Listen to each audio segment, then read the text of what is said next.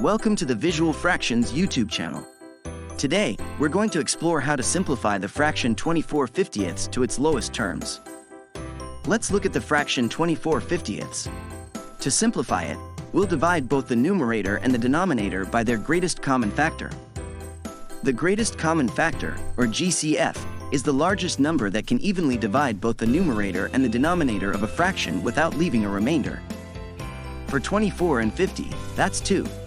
We start by dividing 24 by 2, which gives us 12. Then we divide 50 by 2, which results in 25.